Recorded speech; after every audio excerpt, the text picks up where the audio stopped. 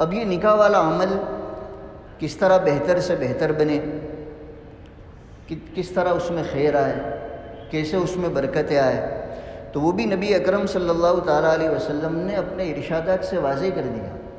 اس لیے کہ اگر آپ رہبری نہ کرتے تو میں اور آپ اپنی سمجھ بوجھ سے، اپنے عقل سے، اپنی سمجھداری سے خیر اور برکتوں کو نہیں پا سکتے تھے۔ آج دیکھ لیجئے حضور کی تعلیمات ہونے کے باوجود لوگ اپنی منمانی سے جب اس نکاح والے عمل کو کرتے ہیں تو خیر اور برکت ایسے نکاح سے دور ہی رہتی ہے۔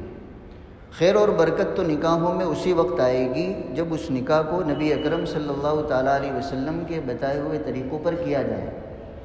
چنانچہ آپ نے نکاح میں خیر اور برکت کیسے آئے گی، بہت مختصر الفاظ میں چھوٹی سی حدیث میں نبی اکرم صلی اللہ تعالیٰ علیہ وسلم نے اس کو واضح فرما دیا۔ اعظم النکاح برکتاً ایسرہ مؤونتاً۔ آج ہر مسلمان چاہتا ہے کہ میرے یہاں ہونے والے نکاح میں برکت ہو، اسی لیے تو نکاح مسجدوں میں رکھے جاتے ہیں، مصلیوں کی حاضری میں نکاح کو پڑھایا جاتا ہے کہ بھئی اس نکاح میں خیر آئے، اس نکاح میں برکت آئے۔ تو نبی اکرم صلی اللہ تعالیٰ علیہ وسلم نے نکاح میں خیر آنے کے لیے اور نکاح میں برکتیں آنے کے لیے بہت آسان نسخہ اپنی امت کو بتایا۔ چونکہ آپ قیامت تک آنے والے ہر انسان کے لیے نبی بنا کر بھیجے گئے ہیں۔ قیامت تک آنے والے انسان آپ کی امت ہے۔ اب اس میں مالدار بھی ہوں گے، اس میں غریب بھی ہوں گے، اس میں شہری بھی ہوں گے، دیہاتی بھی ہوں گے۔ اگر آپ نکاح میں برکت کا کوئی ایسا طریقہ بتاتے جو سب کے لیے آسان نہ ہوتا تو پھر ان امتیوں کے لیے تو حسرت رہ جاتی کہ اللہ کے رسول نے تو نکاح میں برکت کے لیے یہ طریقہ بتایا اور ہم تو وہ طریقے کو حاصل کر ہی نہیں سکتے۔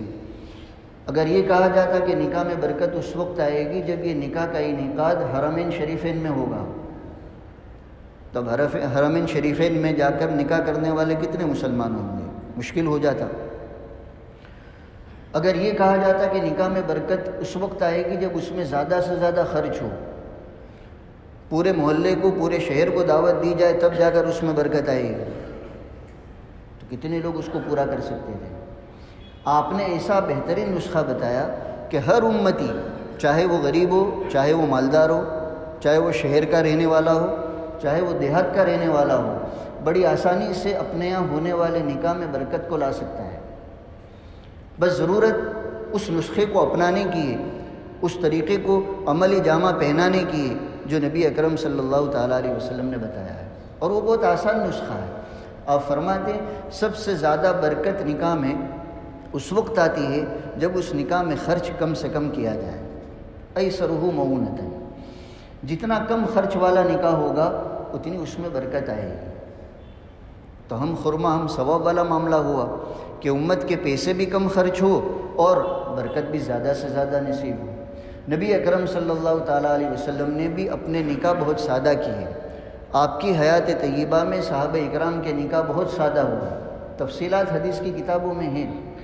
آج امت کو یہ سادگی لانے کی ضرورت ہے۔ غیروں کے طریقے جو ہم نے اپنا لیے ہیں اس کی وجہ سے امت سنت سے دور ہو گئی، اور جتنی سنتوں سے دوری ہوگی اتنی خیر اور برکت سے دوری ہوگی۔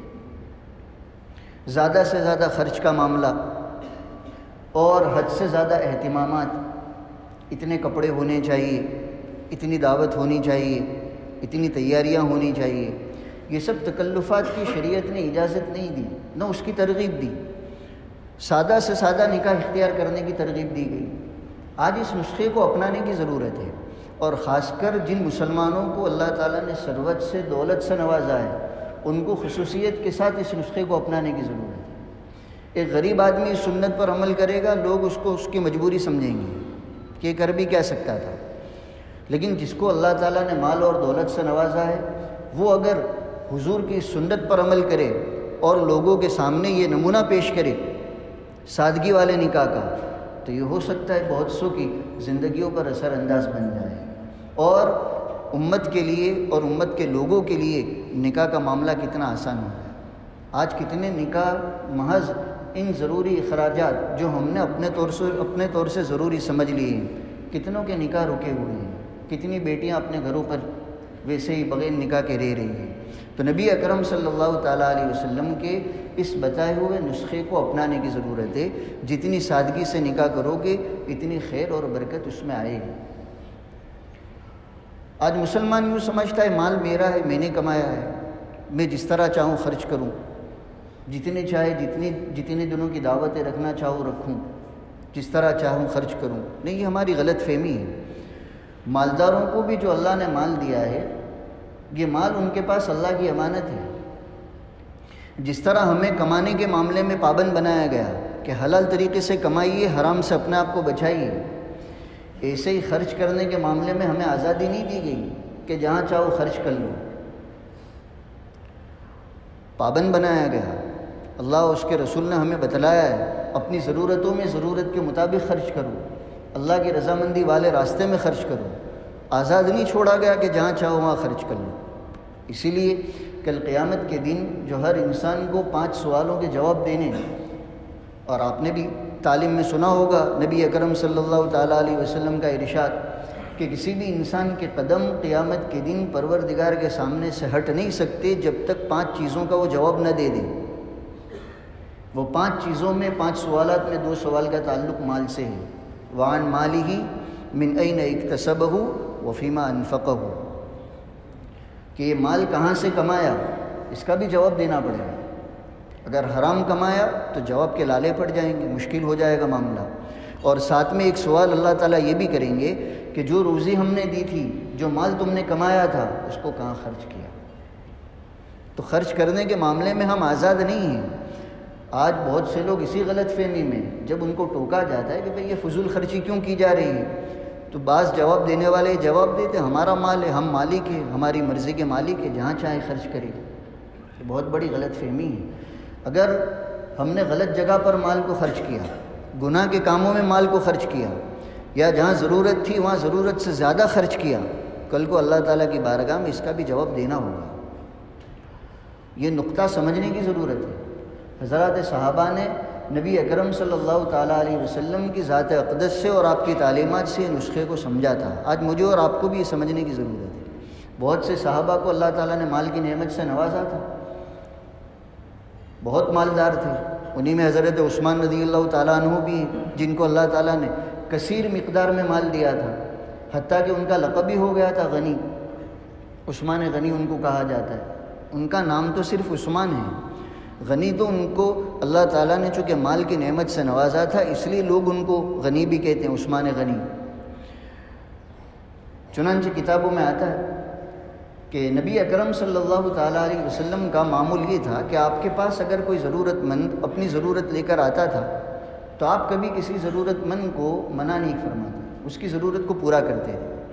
اگر آپ کے پاس نہیں ہوتا تو کبھی آپ یوں کہتے کہ قرض لے لو، اپنی ضرورت کو پورا کر لو، جب ہمارے پاس اللہ تعالیٰ مال دیں گے تو ہم آپ کے قرضے کو ادا کر دیں گے۔ اور کبھی آپ یہ رویہ بھی اپناتے تھے کہ ضرورت مند آیا، آپ کے پاس اس کی ضرورت کو پورا کرنے کے لیے کچھ ہے نہیں، تو اپنے مالدار صحابہ میں سے کسی کے پاس بھیج دیتے تھے، اور اس ضرورت مند کو یوں کہتے تھے کہ فلاں مالدار صحابی کے پاس چلے جاؤ اور ان کو کہنا کہ میں نے بھیجا ہے، یعنی نبی اکرم صلی اللہ تعالیٰ علیہ وسلم نے بھیجا ہے، اور اپنی ضرورت کو ان کے سامنے رکھنا، وہ پورا کر دیں گے۔ اور صحابہ بھی اس کا خیال رکھتے تھے کہ جب کوئی شخص حضور کے حوالے سے آتا تھا اپنی ضرورت کو لے کر تو کبھی اس کو خالی ہاتھ نہیں لوٹاتے تھے۔ تو نبی اکرم صلی اللہ تعالیٰ علیہ وسلم کا یہی معمول تھا۔ چنانچہ ایک مرتبہ ایک ضرورت مند شخص آئے، صحابی، اور انہوں نے اپنی ضرورت کو حضور کے سامنے بیان کیا۔ اب اس وقت آپ کے پاس ان کی ضرورت کو پورا کرنے کے لیے کچھ تھا نہیں، تو آپ نے حضرت عثمان کا حوالہ دیا کہ تم اپنی ضرورت کو حضرت عثمان کے پاس جاؤ اور پیش کرو اور بتانا کہ میں نے بھیجا ہے۔ اب یہ ضرورت مند شخص جب حضرت عثمان رضی اللہ تعالیٰ عنہ کے گھر پر پہنچے تو اتفاق کی بات کہ رات کا وقت تھا، مغرب کے بعد کا وقت تھا۔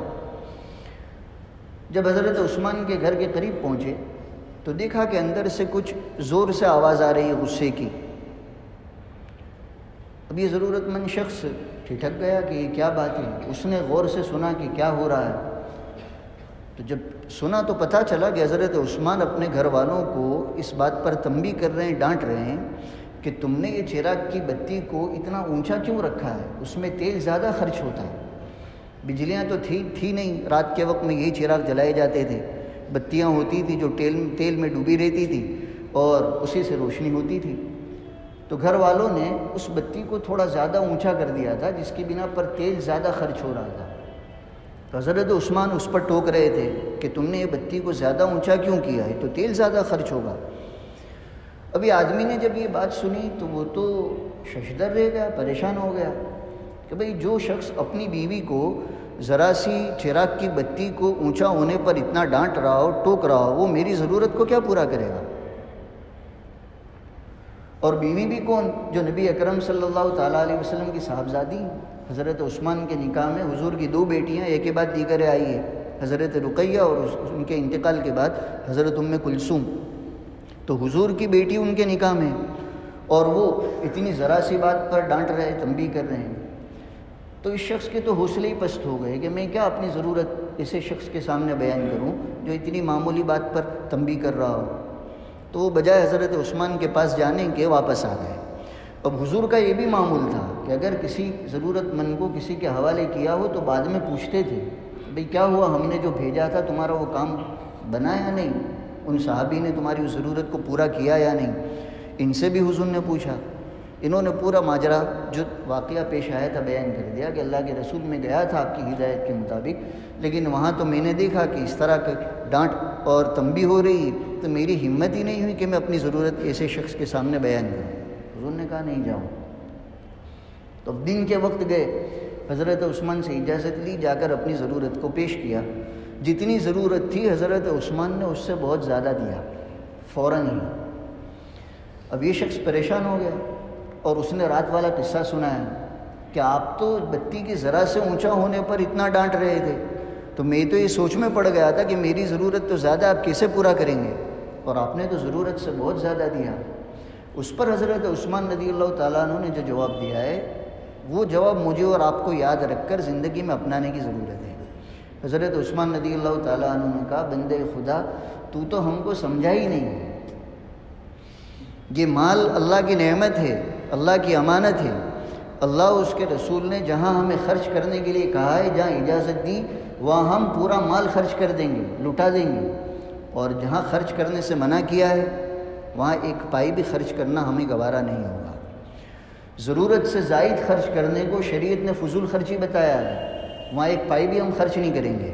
جب ضرورت کم بتی میں پوری ہو رہی ہے، تیل کم جلنے سے بھی پوری ہو رہی ہے، اس لیے میں نے اپنی گھر والی کو اس پر تنبیہ کی کہ یہ تو فضول خرچی ہے، اور تم ضرورت مند ہو، تمہاری ضرورت کو پورا کرنے کا اللہ اور اس کے رسول نے حکم دیا ہے کہ ضرورت مندوں کی ضرورت کو پورا کرو۔ اگر وہاں مال کی بڑی مقدار خرچ کرنے کی بھی نوبت آئے، ہم ذرا برابر بھی جھجکیں گے نہیں، ضرورت کو پورا کریں گے۔ بہرحال تو یہ سبق مجھے اور آپ کو بھی یاد رکھنے کی ضرورت ہے، خاص کر اہل ثروت کو، اہل دولت کو، کہ یہ مال اور دولت اللہ کی بڑی نعمت ہے، امانت ہے، اس کو وہیں خرچ کرنا چاہیے جہاں اللہ اور اس کے رسول نے حکم دیا۔ فضول خرچی سے اور گناہ کے کاموں میں خرچ کرنے سے منع کیا ہے، تو نکاح کے معاملے میں بھی فضول خرچی سے اپنا آپ کو بچانا چاہیے۔ جس نکاح میں جتنی سادگی ہوگی، جتنا کم خرچ ہوگا، آپ یقین کیجیے اتنی اس میں برکت آئے گی، خیر آئے گی۔ اللہ تعالیٰ ہونے والے نکاح میں بھی خیر و برکت عطا فرمائے، اور ہم سب کو شریعت اور سنت پر عمل کرنے کی توفیق عطا فرمائے۔